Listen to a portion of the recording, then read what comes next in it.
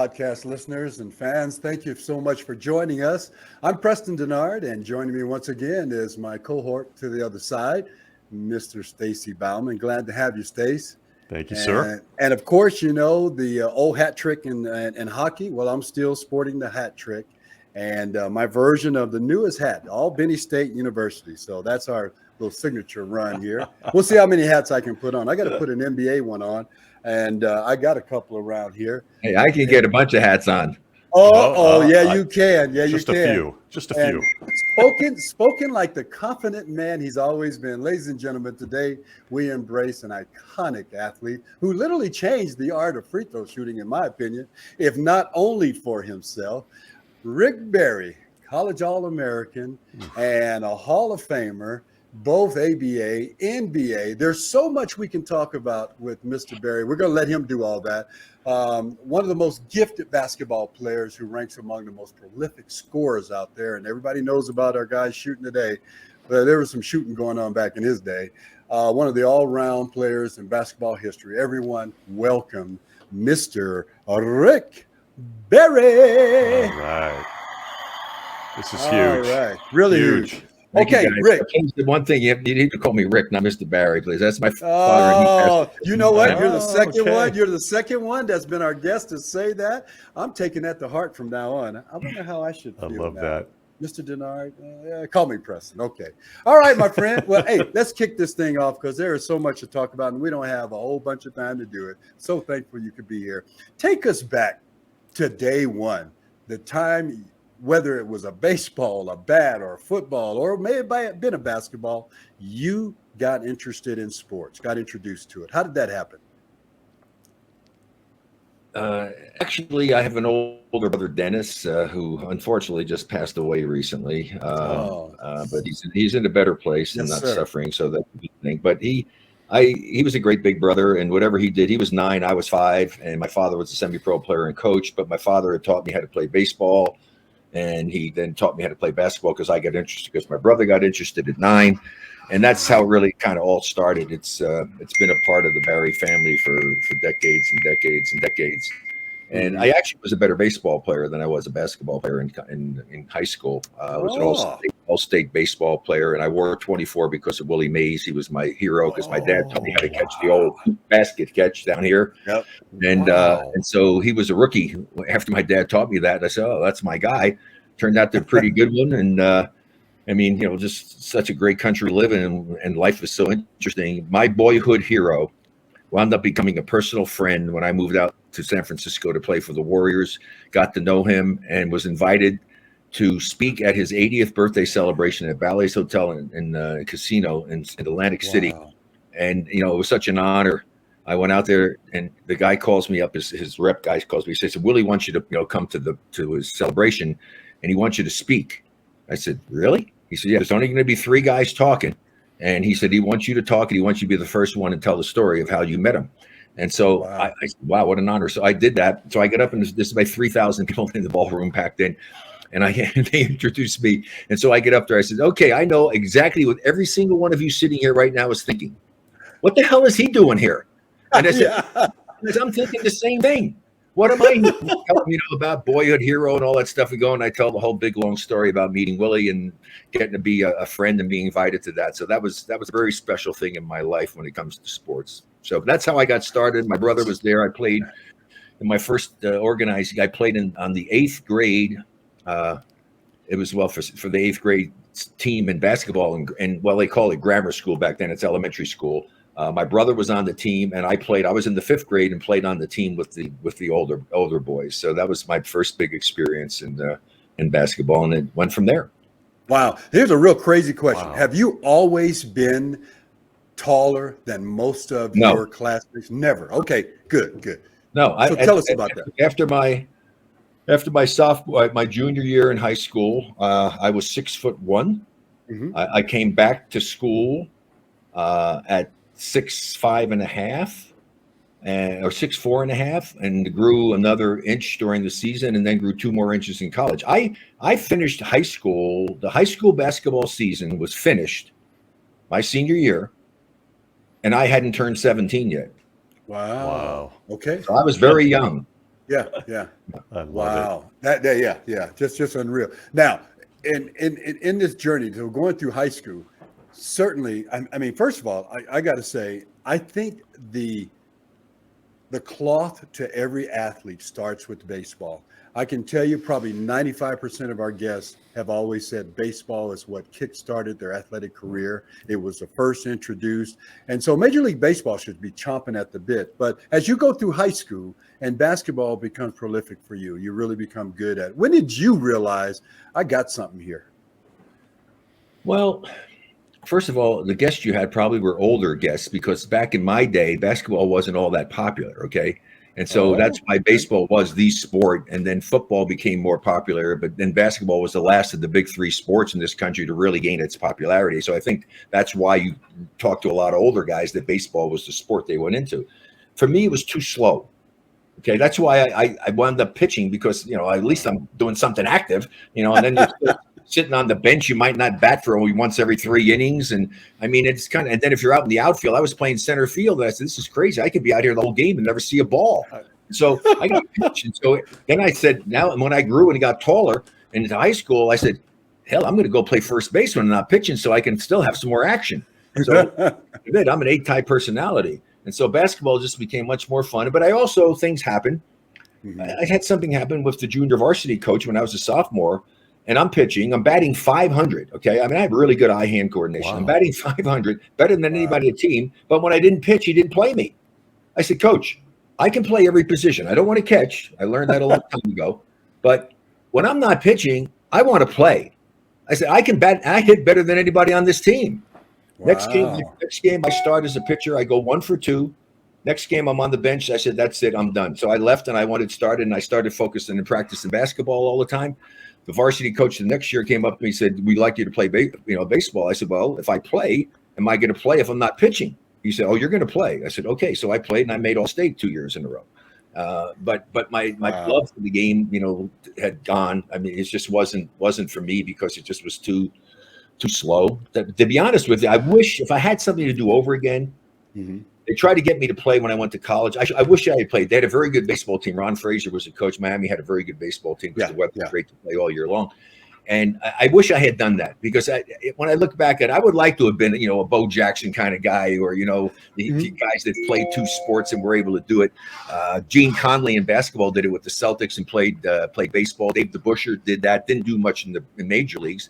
But I would like to have done that because I think I'm an exceptional athlete, to be perfectly honest. I was blessed with some unbelievable God-given natural abilities. I mean, I'm still like now, you have to do something. I'm actually one of the top-ranked pickleball players in the world at my age. Oh, what? Really? Yeah. And so you got to stay active and do stuff. And so, basketball was a fun sport, and I loved it. It's been great to me. I just joked with my mom, God rest her soul. She's not with us anymore, but if she were, she'd be very old. But I said, Mom, why could you have waited about 10 years to have me? She said, hey, shut up. You're lucky I had you in the first place. You're lucky I had you. I said, but Mom, if I had you, I said, I would be making so much money. I would build you that house you always wanted with the kitchen overlooking with the sun. And so she said, that's okay. That's okay. You're taking care of me pretty good. Oh, my God. He just drops in a pickleball reference on us, and he's ranked. I mean, what? Wow. Now, have you played in Albuquerque at the pickleball court here at Manzano Mesa? No, I haven't. I've played a lot of places, but right now I'm focusing. I'm involved with the company that I do some stuff with, Allo MD. We have a new product that we branded called the Ultimate Repair X, and it's an unbelievable product with cannabinoids. But so we're a sponsor for the PPA, the Professional Pickleball Association, so I can get into any tournament that they're playing in. And I did that early on for a couple of years back. But the problem is that I can get better play and become a better player playing with the people where I live in Colorado in this time of the year, and then in Florida in the winter. Really good players. It's hard to find people when you get older to find people who are good enough and can compete on that high level. So, in fact, I'm every show I get on, I'm talking about it. I'm trying to find an 80-year-old woman who's at least a 4-0 or 4-5 player because my goal in life this next year, I'm going to be 80 years old. I'm going to try to play in the U.S. Open, USA Pickleball Nationals, and the World Senior Games 3 major tournaments, and I want to try to win the Triple Crown. I'm going to play singles for the first time. I'm going to try to win singles, mixed doubles, and men's doubles. And so that's my goal for next year. And I've got to find an 80-year-old woman who's at least 4.0 or a 4.5 player to be able to be my partner. I've got a guy that we won the U.S. Open in the 75 to 79 4.5 category, and we so he'll be 80. So I'm set with him as a partner for men's singles. That's on me, which I really like, and I'm going to try to go for that. And then I've got to get a woman. That's it. Wow, how cool is that? That is. This is one of the great sports because you can go up to a woman and say, "How old are you?" and you don't have to get away with that. Okay, so there you have it, folks. Rick Barry, the ladies out there. Send us an email. We'll connect you to Rick. Let's go. Oh, yeah. Pickleball, baby. Pickleball. Let's go. So, Rick, you have to be 80 years old next year or 4.0, 4.5 rating. You got it. Wow. Okay. All right. You talked about the University of Miami. Take us through that journey. You become a pretty good star there. Your senior year, you just tear things up, and you're looking at the draft. But tell us about some of the highlights of your college career that you recall that were important to you. Well, we had an amazing college basketball team. My last year playing, I think it's still a record. We averaged almost 99 points a game with no 3-point shot. Wow. Yeah, we were unbelievable. I averaged like 36, whatever it is, 36, 35, 6 points a game, led the nation in scoring. And I had my 2 guards were Indiana guys, Junior G and Rick Jones, and great guys, great players. And another guy from Indiana, Wayne Beckler, was the other forward on the team. Those 3 guys, when they crossed half court, especially the guards, they thought they were in range. Hell, if we had a 3-point shot, we'd have scored 110 points a game. I gotta interject right here, Rick. It was actually 37.4 points a game. Okay, well, there you go for Rick Barry. Here's the thing: I never went out trying to score points. As far as I got to try to get this or something. Thinking about going in. I swear, true. Never. I went out there. I was aggressive. I was trying to score every time I touched the ball, and would try to score provided I didn't have a teammate in a better position. And so it wasn't like I just got it went one-on-one all the time. I got out, I ran, I got on the offensive boards. I get to the free throw line, but I was an aggressive offensive player, not a great shooter. No, I was never a great shooter, but I was a great scorer. You can when I hear these guys on TV, I almost cringe every time, especially a former player. Oh, he's a lockdown defender. I said, maybe you got locked down in your career. I never got locked down. I never met a lockdown defender, okay? And there is no such thing as a lockdown defender having to guard a scorer. You can lock down a shooter. You can't lock down a scorer. I have too many ways to beat you. Oh, Michael Cooper. God, I love that. Oh, you're just rolling around right now on the floor. Oh, Mike, I would have loved to play against Michael Cooper. I would love to play against Dennis Rodman. I would love to play against any of them.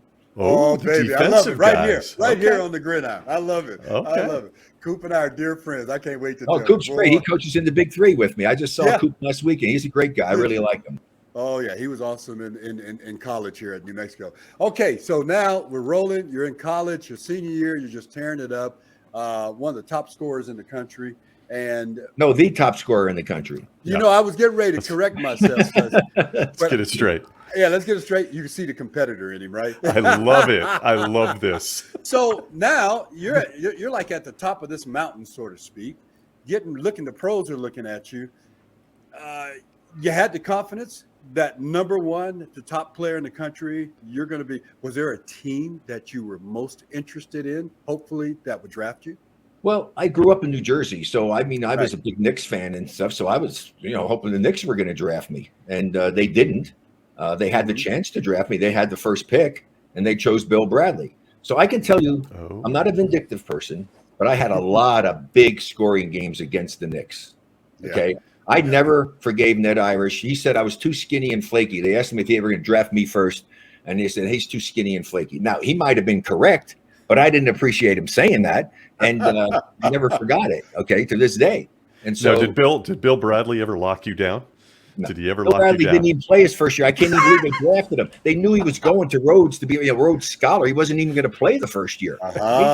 And he was a great, he was a great college basketball player, but he never became a great pro basketball player. He was a very good pro basketball player, great teammate to have, a guy who knew how to play the game, but he never became a great pro basketball player. So anyway, so that's what happened, but it worked out. Everything works out in life for a reason. And so I wound up going out and getting to play with one of the greatest centers in the history of the game, Nate Thurmond, play with one of the best point guards of the time out there, Guy Rogers, because, he had the ball all the time. And I knew Guy wanted assist. He was back the point guard, the epitome of what a point guard's supposed to be. Assist first. Okay, the scoring point guard stuff came along a lot later, okay? The scoring point guard. Well, a good point guard, like my favorite of the guys in fairly modern era was the way that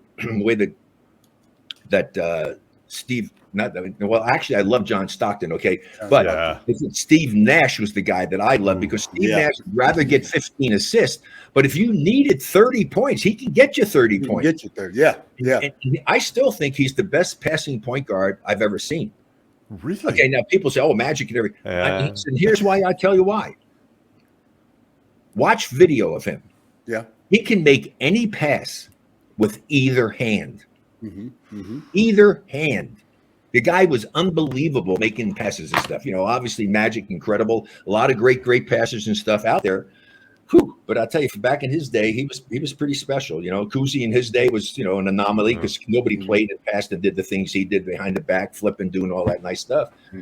But I love Nash because of that. Because get you 30 if you needed it, but he'd rather get 15 to 20 assists than win the basketball game. And if anything, I love John Stockton as a person and also as a player. Would love to play with him, but I think John needed at times to score more for that team. Yeah, he was a great shooter and stuff, but how often do you ever see John Stockton go out and get 30? Yeah, that's true. But he could do it. I mean, if I was the coach, if I was Jerry Sloan, I would have had long talks with him. John, we need you to score sometimes. If Carl's not going and we're having some trouble, if Earl's not doing, we need to get points on the board. If we're struggling, go out and get me some points. Wow. I miss that era of the NBA so much. Oh, yeah. Miss it so much. The Gail Goodriches. Yeah. I remember that name. Stumpy. We used to play a lot of tennis together, Gail and I. Really? Okay, good. I watched him with the Suns. Wow, interesting. Go ahead, Stace. Take him, baby. Take him. Well, I got to tell. I mean, Rick, I got to ask you a little bit. So, as you're moving out of my first, I go for the human element on this crazy show. Going from New Jersey to Miami and then to San Francisco, I got a lot of questions, particularly since San Francisco during that time period where I was a kid watching you growing up, and just between politics and music and everything else. What was that like for a young guy in his 20s? Jersey, Miami, the Bay Area. I got married. I had a kid. I was focused on playing basketball. I mean, that was the hippies and all the other stuff were going on back in San Francisco and Haight-Ashbury and all that crazy stuff. So it was just me.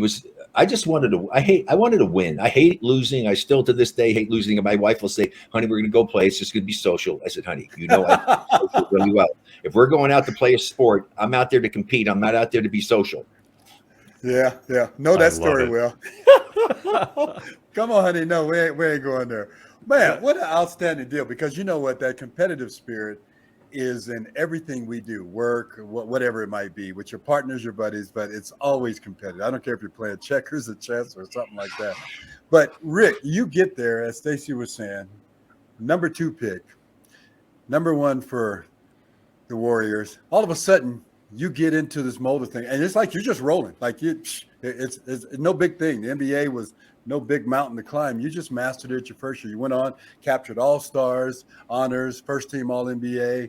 I mean, just tearing it up, leading the team in the league and scoring. I mean, what else is there that we can't say that you did not accomplish? Because you did it all. Didn't win enough championships. Well, there you go. And that's one. I was going to ask you. Now, here's the thing. Let me qualify that by saying I get so upset when I see all of these rankings of players and how good they are, and they give guys extra credit for being a champion. Bullshit. It's a team game, okay? He's not a tennis player. He's not a freaking golfer playing on his own. If he doesn't have good teammates, it's pretty damn hard to win the championship. So what are you going to go and give somebody who got lucky enough to be on a great team that won multiple championships makes him a better player than somebody else at that position that didn't? No.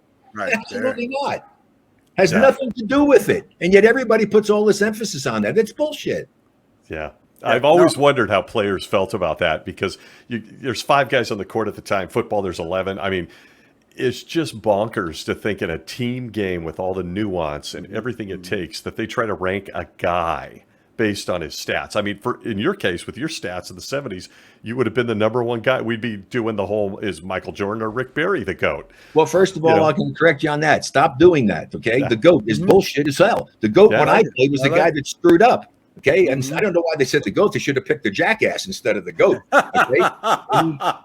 The GOAT can only be chosen in golf, tennis, individual sports.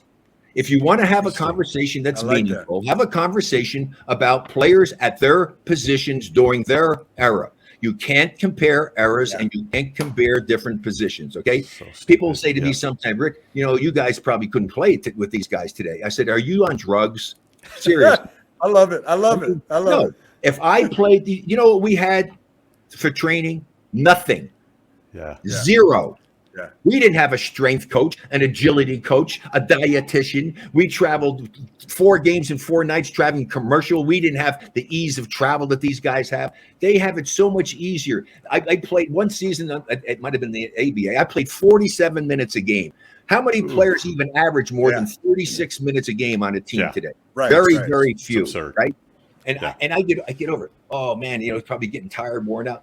How in the hell, if you got a guy in his 20s playing in the playoffs, can you get tired playing in the playoffs when you don't play 3 games in 4 nights or 4 games in 5 nights, or in our case, 4 in 4 nights? Yeah. I mean, I can't believe that. You're in incredible shape. That has nothing to do with it.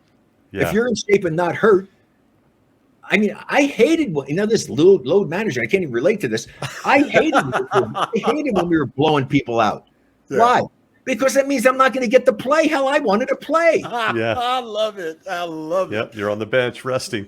This load management thing makes me absolutely insane, and I can't imagine what it does. I understand. I know, serious, Stacey. I understand why.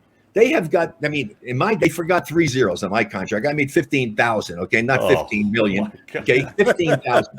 And so they have all this money invested in them, so they're trying not to wear them down, break them down, because it's guaranteed money. So I understand you want to take care of them. But to the extent that it is a detriment to the fans, there should be the rule. No player, unless he's definitively injured where he can't play, should ever be allowed to take a night off on the road, ever. Agree. We're not going to mention all this money, especially going to the East Coast. You play one time back there all season. These fans are looking forward to seeing these star players come in, and the guy takes a night off for load management. It makes me mad for the fans too, Rick. And I love hearing an iconic player like yourself say that. There's a certain guy in LA that's getting a lot of heat for that. Drives me nuts. Like they'll see him maybe once or twice a season. Some kid has been waiting all year to see him, and it's a gut punch. I love that you said that. Incredible. Yeah, and the other thing too, they should do a lot of things in basketball to change it. They never listened to me years ago when I talked about it, but the same way. There's no way a player should foul out with 6 fouls. You make it penalty. So if he makes another foul, the team gets free throws and the ball again. So you make it punitive. Again, if it's star player, especially, if you have a star player get in trouble doing stuff, they pay to watch this player play. He has an impact on the game. So make it punitive, but let him stay in the game and play. Let the best players play. Wow. That's a damn good point. I never thought about. Yeah. Well, I got a lot of good ones. Every team sport should have listened to what I talked about decades ago. We got a commissioner here. First of all, when I played, there was no guaranteed contracts to start. Right. Okay. I was the first pick. I had to make the team. All right. Wow. So with the crazy money they're paying now, so let's go. I'll give you a quick synopsis of it. The most anybody can be guaranteed is $5 million, which is obscene to me, okay? That's the most, okay? So depending upon the player, and here he is, maybe one guy's only going to get guaranteed $100,000 or $200,000, $250,000. Another guy, $3 million. But their good guys will get their 5. So let's go and we'll take Steph Curry, because I love Steph Curry. So we take Steph Curry. So Steph Curry gets his 5,000. Now, here's where an agent can come in. What is a realistic number of wins that the Golden State Warriors should have with the team that they have compiled? So let's say it's 50 for mathematical purposes. So 50 games. So Steph Curry, for 50 games, every win for Steph Curry, right, could be worth $750,000 maybe. To get him up to that $50 million that they're making now, he's got to earn it, right? He's only going to get paid when the team wins. And every other guy negotiates how much money he's getting. So the two worst teams in the league, they talk about, going to, giving games away so they can get a draft pick position. Hey, that'll never happen with this system in place because every player on every team has money on the line for winning or losing. Yeah. That's professional sports. Ooh, wow, that's abrasive. And now you think the big ears up top are listening to that kind of? They'll never be able to do it now because they've given too much power to the Players Association. That's true. Yeah, players. True. Oh. No, but that would have been the way to do it, and it would have made sports so much better because every game would have been incredibly competitive because there's money on the line for every player. The guys on the bench are going to be cheering, doing everything. I mean, and hey, a guy gets hurt, right? Guy gets hurt. You don't think he's going to rehab his butt off if the team's losing and he's losing, $450,000 for every game they're losing? Are you freaking kidding me? He's going to be rehabbing so freaking hard to get back. It's be unbelievable. That's true. That's true. It's 100% true. I mean, they said, the players would get in trouble. They'd fight. No, if you fought and everything, you make it worse. You got to get along.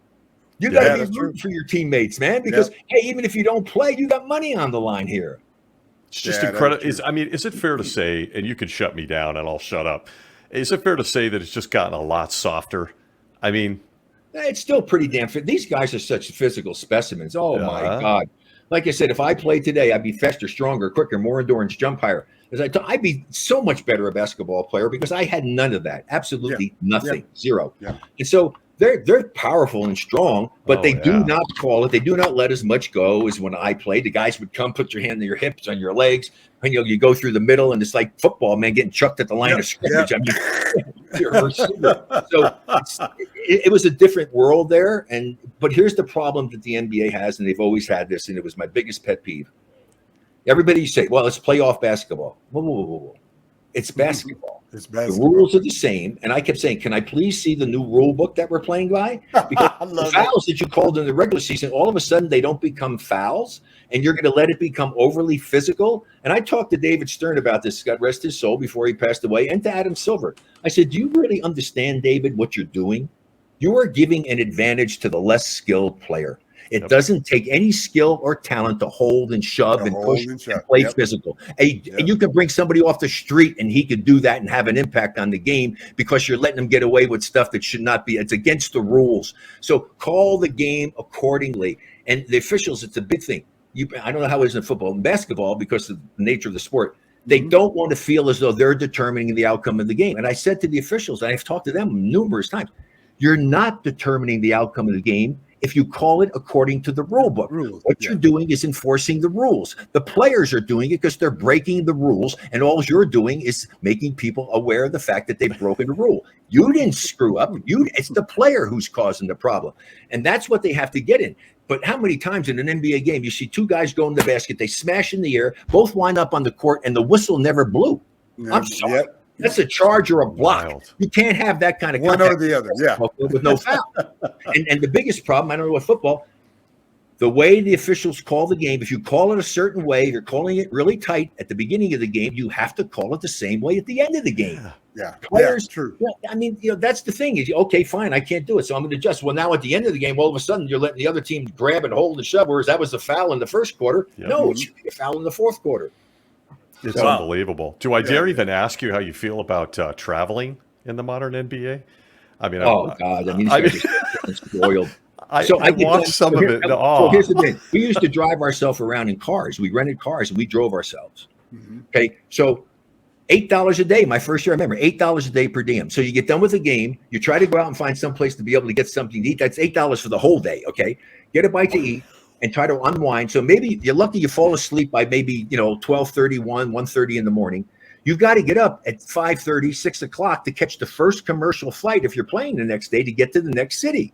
Wow. So think about how that is. And then meanwhile, these guys never touch their clothes. I mean, their uniform and stuff. I had to wash my uniform in the shower after the game, take it with me, hang it out at the hotel, take it still wet to the next city and hope that it dried out before the game had moved.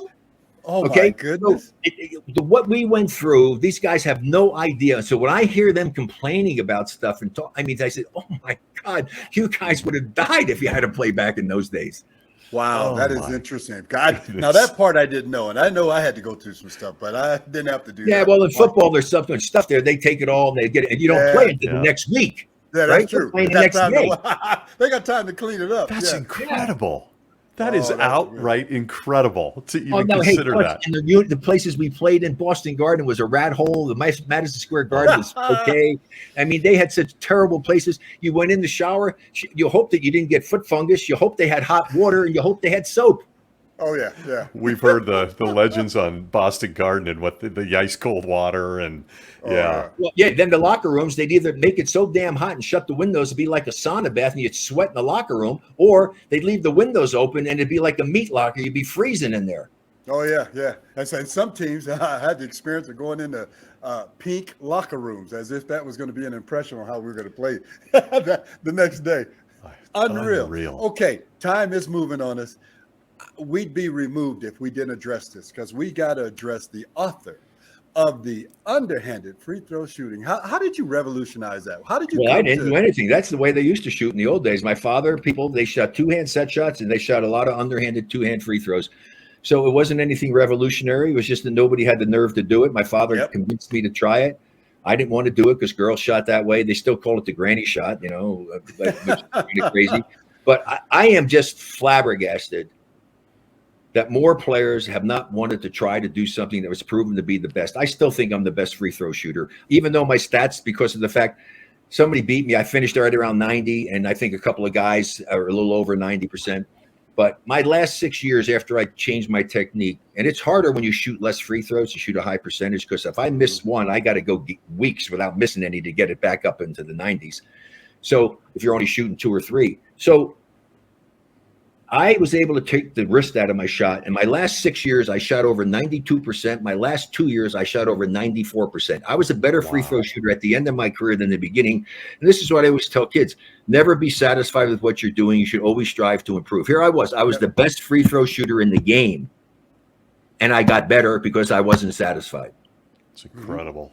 No, it's right attitude. Right. And I brag about it because it's the only part of the game of basketball that you can be selfish 100% and help your team. Yep, you're right. I never got it, Rick. I mean, there was 2 things I never got that kind of fall into this category. One, nobody tried to emulate you with the free throw shooting, and no one ever tried to really emulate Kareem with the skyhook. I feel like skyhook's too hard. I just feel like those 2 shots. I'm amazed that today we don't see anybody going. I'm going back to the basics, the icons of the game. You never see it. Well, his shot is one of the single greatest shots in the history of the sport. Yeah, because that is so difficult. Because a lot of times he didn't do it off the glass, which is a lot easier when you run ice cream, running lefty and right. He hooks off the glass, but his shots, oh my God! I mean, amazing. The shot was amazing, and I think very few people would ever be able to master that. Free throws, different story. Different story. I mean, my youngest son is the only one that really went after one, and he's been as high as 90% when he's shooting in his career. And but my other boys, I never really worried. Brent actually had the highest free throw percentage he ever had shooting underhanded, and then he switched back for some reason. I think he got mad at me or something. But whatever it was, they're all 80% shooters. In fact, I think my son John actually shot over 90% one year from the free throw line. They were all good shooters. So if they were below 80%. I would have done the same thing my father did. I would have hounded him to try to change it because 80% to me, you're not a good free throw shooter unless you shoot 80% or better. Wow. That is incredible. I used to joke that Shaq should have you on speed dial. And I talked to Shaq. He didn't want to do it. And first of all, overhand never. He broke his wrist. There's no way he could ever be a good shooter overhand. Yeah. But underhanded would have been perfect for him. He said, I'm a hip hop kind of guy, and it would be bad for my image. So he was much too big for me to argue with. But I think he missed out. He missed out on winning more championships because instead of going to the bench because of the negativity of his free throw shooting, he would have been the go-to guy. Yeah. If you have Shaq shooting 80% or more from the line late in the game and you throw it inside to him, the game is over. Yep. Wow. He chose not to do it. I mean, and nobody's really, doing it. I mean, it hasn't changed or revolutionized underhanded free throws because nobody wants to do it. And it's crazy because the NBA and most people now are copycats. Everybody copies everything. It's like somebody does something well, they want to go and do it. Why someone doesn't want to go and try the underhanded free throw, and even some of the women should be doing it if they're lousy free throw shooters. Yeah. Wow, Yeah. that's unreal.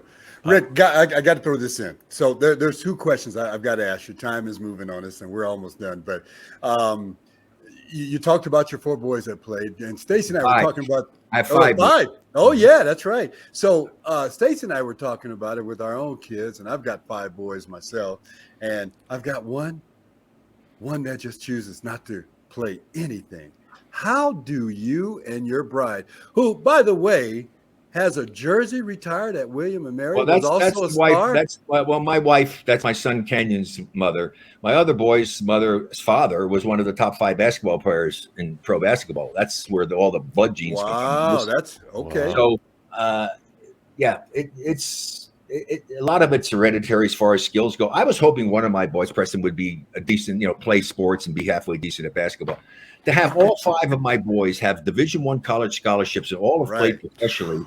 That's a blessing. That's like, it is definitely a blessing. I mean, I had so much joy getting to watch them play, and it's unbelievable. I mean, it's definitely a record. I don't know if anybody will ever break it. I mean, there's never in no sport you lose. In baseball, maybe came close, but nobody's had a father who was a Hall of Famer and have 5 sons all have Division I college scholarships in the same sport and play professionally, whether here or overseas. It's nuts. And winning championships. I mean, it's wild. Across the board. Well, Brent and I are the first in the modern era, the first father and son to be on NBA championship teams. Yeah. Now, is it still just the 3 families, or is there more now? What's that? What? Gukas and Bill, the Waltons. No, but Walton came along, but Gukas that was before the NBA was there. It was pre-NBA stuff. Okay. So in the modern era of basketball, we were the first, and then I think also Bibby. I think the Bibbies wound up doing something. That's right. Walton, Bibby. Yeah, but anyway, that's just it. I'm just proud of those boys, and I only have one playing now, and he's still playing.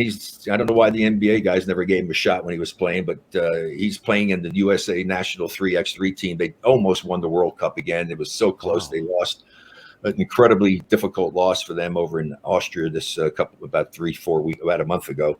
And he's off on the tour now playing the FIBA 3x3 World Tour, trying to see if he can hopefully, because he was so close to making the last Olympic team. They won the World Cup. He played on that team. He was picked as an alternate, had a tryout as an alternate to the qualifying tournament for the USA basketball in 3x3 when they're in Tokyo, first time 3x3. And 2 days before they're going to the tournament, he slips on the court and screwed his back up and couldn't play. And they missed out by 1 game of winning to get in the qualifying to get to the Olympics. So now this may be his last shot to do it. So he's hoping that he can do that, get out there and play well enough to be on this next Olympic team. Wow. Okay, last thing, and I'm gonna let Stacey take this home with what you're doing today. But we were both blown away because I did not know this. But in the middle of your career as a player, you end up going back to the ABA and coaching and playing, being a coach player. But I never was a coach player. So you're not a coach player. So I wasn't a coach player, and I did the coaching. It was actually I really enjoyed the teaching part of it. Because it was amazing how many players are not taught properly. I mean, I get guys that have been all the way through college and they come to me and I can't believe they're doing some of the things that they're doing. And I would talk to them and I said, why are you doing that? He said, well, that's what I was told to do. I said, seriously? Somebody told you to do that?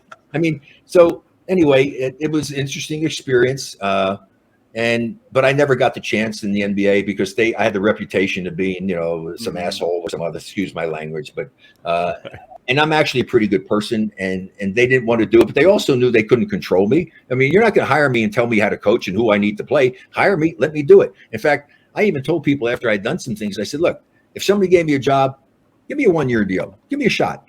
I have enough confidence in myself. If you allow me to have some say on my players, don't give me chicken crap and tell me to make chicken salad out of it, okay?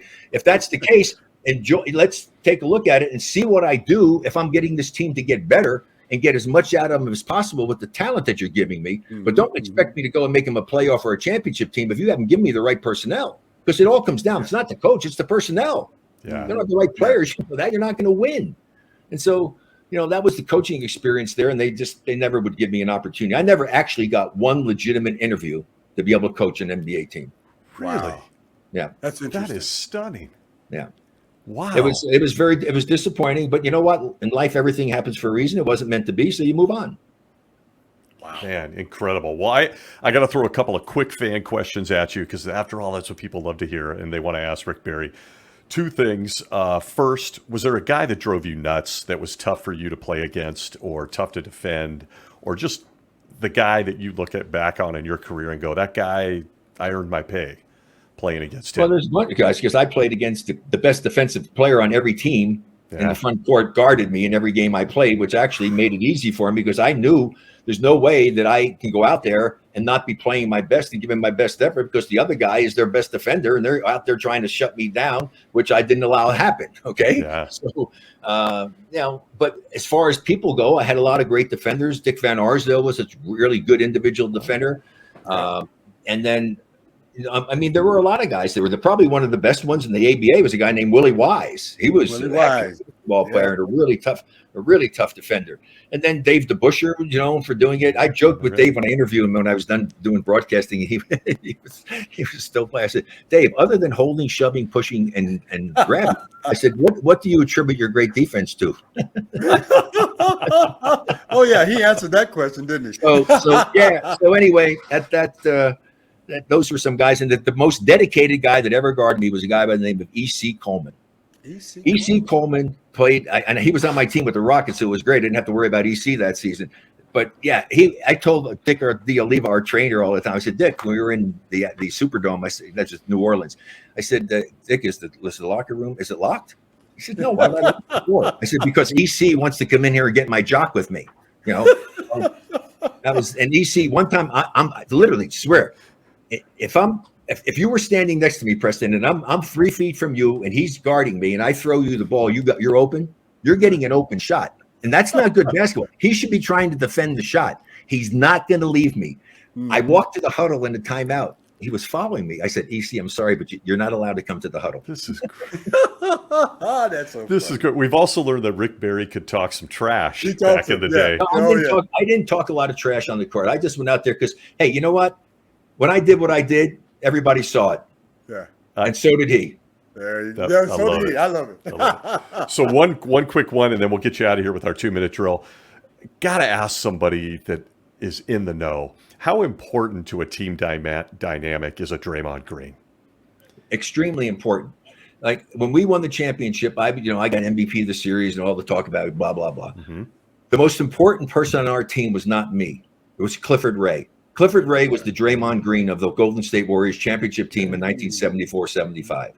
He had all the players there. He knew me. I got to know him. He always said that he couldn't believe that I came to the airport to meet him when he came in for the first time. I said, Clifford, you know what? We're dear friends. He's like my brother. I mean, he had some problems, illness and all. And I mean, if something, God forbid, it happened, I would have been taking care of his son. Thank God that didn't have to happen. So we're really, really close. And so he called a meeting, which I didn't know about until after the whole season was over. Called a meeting with the players. He said, I said, what did you say? He said, I told him, he said, how many of you guys in here can go out and get us 35 every night? He said, I didn't think so. He said, we got a guy that can do that. He's a little crazy and he may be tough on you. He said, but you can't take anything to heart what he says because it's on the court. When he leaves the arena, what happened here. Don't take anything personal. He said, all he's trying to do is win and we need to ride him. And so he had that meeting with the team beforehand, but he was the guy that would really get on people about doing it. And, he was just awesome. He was, I think, the most important person on our team. That is phenomenal. I love enforcers. I love when they come in the game and I go, okay, it just got real. Yeah, that is awesome, Rick. Thank you so much. Well, hey, here we are, Preston, 2-minute drill. I want to give Rick an opportunity. He wanted to introduce a couple of thoughts for us. Yeah, well, for your fans who are doing stuff, and nobody's there, it's hard to write it down, but we'll try to make it simple as possible. You can go to 3 different sites. First one is ALOEMD, ALOEMD.com, ALOEMD.com. That's all about cannabinoids and unbelievable aloe vera-based product. I use it every single day. Ultimate Repair X is one of the things. You can just go to the site and read about it. The other site is another cannabinoid thing, Medicilleaf, MEDICILEAF.com. Medicilleaf actually made up the formulation that goes into the Aloe MD, and they have a lot of great products as well. Medicilleaf.com. use that stuff regularly. And then I have Go Sleeves, GOSLEEVES. If you've got, knee issues, calf issues, Achilles stuff, elbow, arm, this is what you got to check out. It's got kinesio tape built into it, and they're awesome. I never play pickleball without it. In fact, I was wearing it because of my left knee, which I had 4 surgeries on, and it's arthritic and no cartilage in it. And it's awesome. And I felt so good. I put it on my other knee and I wear it. And it can be worn as a preventative, and it's great for recovery afterwards. So go to that site, read about it. The runners are going nuts on it. Now, for all of those sites, RB, my initials, small r, small b, 24, my number, RB24. You put that code in and you will get a really nice discount on any of those products. All right. Amazing. Amazing. We will share this with the audience all over social media, YouTube, and the like as well, Rick. Fantastic. I could use some of that stuff personally. We all can. It's unbelievable for, if you've got inflammation or, seriously, I put it on before I play. It's an awesome product. In fact, Leandro Barbosa, one of my players on the Big 3 team that I'm coaching with, Ice Cube, I was just on the phone with, I gave him some the first week. He said, when I gave him the locker room, I was going to bring some, but my guy from the company was coming out. Chris was coming with his wife and son and bringing a whole bunch of stuff for the guys. But he got there. I didn't get there in time to give it to him. I said, I don't have it. So I got some right before the game. So at halftime, we're still out on the floor. I had to put a tube in my tie. I went out. I actually opened up and rubbed both of his knees with some of this stuff because it just does wonderful things for you. It's really cool. Huge. Oh, man. I mean, looking some of that arthritis. You could use it for that because that's arthritis has a lot to do. That's inflammation's getting in there. Well, you'll be hearing from me, my friend. Yeah. Love it. Well, good. Go chase that, folks. We'll have that available to all the fans. Okay, I always like a challenge, so let's go. Here we go. Here we go. 2-minute drill. Now, Preston, you doing the honors? Or would, I think you should. Should I do it? Okay, I'll do it. I think you should. I think you're the man. I will try. It's not easy, but I will try to give a short, concise answer. I do have a tendency to talk a little bit when I'm asked a question, which is great if you're the interviewer. It's great because it makes your job a hell of a lot easier. So I will try because it's a 2-minute thing to see if I can do that. I'll focus on short answers, Rick. Short answers. Okay, because my wife told me, see, I'm a very honest person and I say a lot of things. She says, honey, you're probably the most honest person I've ever met, but you're brutally honest. She said, you got to take the brutality out of your honesty. She said, what goes into your brain doesn't necessarily have to come out of your mouth. So please put the filter in. Oh my God. We need to have him on here as a third head more often. There you go. I mean, this is a beautiful thing. Okay. I All digress. right, my friend, here we go. 2-minute drill, the end of the show. It's either or. Wonderful meal in San Francisco or great barbecue in Houston? San Francisco meal. I'm not a big barbecue guy.